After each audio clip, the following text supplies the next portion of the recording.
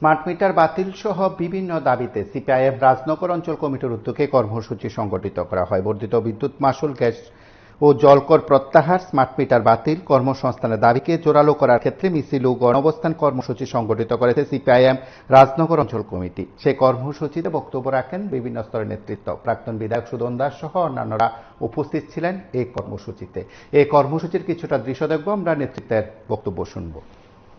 প্রত্যাহার করতে হবে, বর্ধিত বিদ্যুৎ বিল প্রত্যাহার করতে হবে। গরিব মানুষের কথা না হলে বিদ্যুতের বিল বাড়ানো হলো কেন? যুবক চাই। প্রস্তাবের কথা না হলে অতিরিক্ত পরিমাণে বিদ্যুৎ বিল বাড়ানো হলো কেন? যুবক চাই।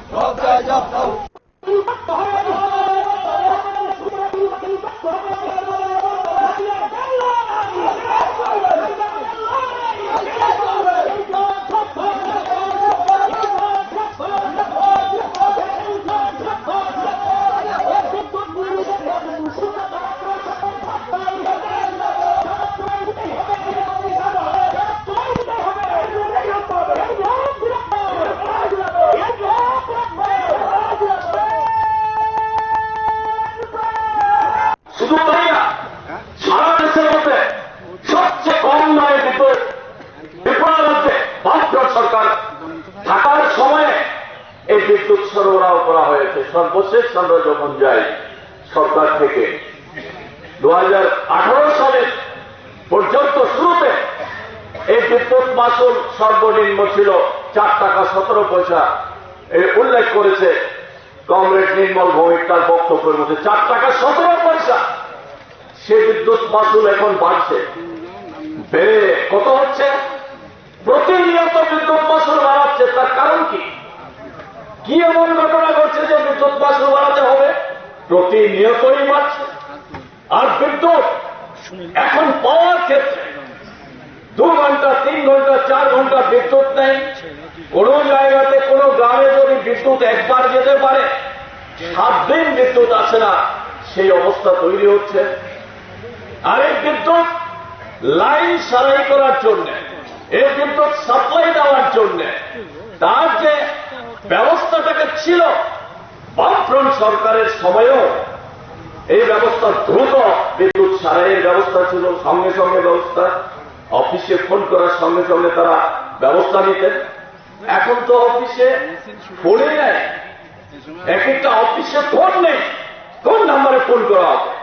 তারপরে 7 দিন লাগাতার আসছে না বিদ্যুৎ, 15 দিন আসছে না, রাস্তা অবরোধ করছে, রাস্তায় এসে বসছে মা বোনেরা, পুরুষরা সবাই মিলে, বিদ্যুৎ যাচ্ছে না। এই ধরনের করুণ অবস্থা হয়ে গেছে।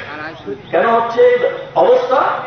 আর এখন যেটা করছে স্মার্ট মিটারের নাম করে সারা রাজ্যে তো এখনো বসে নেই, শুরু করেছে। এই স্মার্ট মিটারের কুফল যে কি হচ্ছে সেটা আপনারা বুঝতে পেরেছেন।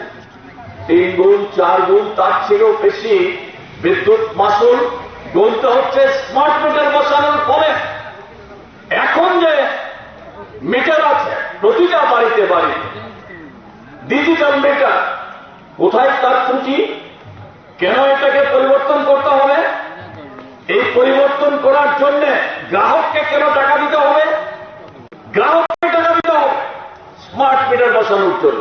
তার যে মূল্য, সেই মূল্য 7,000 8,000 টাকা তাকে দিতে হবে। এই বিদ্যুৎ স্মার্ট মিটার যদি একবার খারাপ হয় সারাই করবে কে? তারও কোনো গ্যারান্টি নেই। কে করবে এগুলি? এরকম ভাবে স্মার্ট মিটারের মাধ্যমে কিভাবে বিদ্যুৎ নিয়ন্ত্রণ হবে, কমানো বাড়ানো সমস্ত দিক থেকে গ্রাহকদের সর্বনাশের দিকে নিয়ে যাচ্ছে। কার সাথে? এই স্মার্ট মিটার কারা বানাচ্ছে?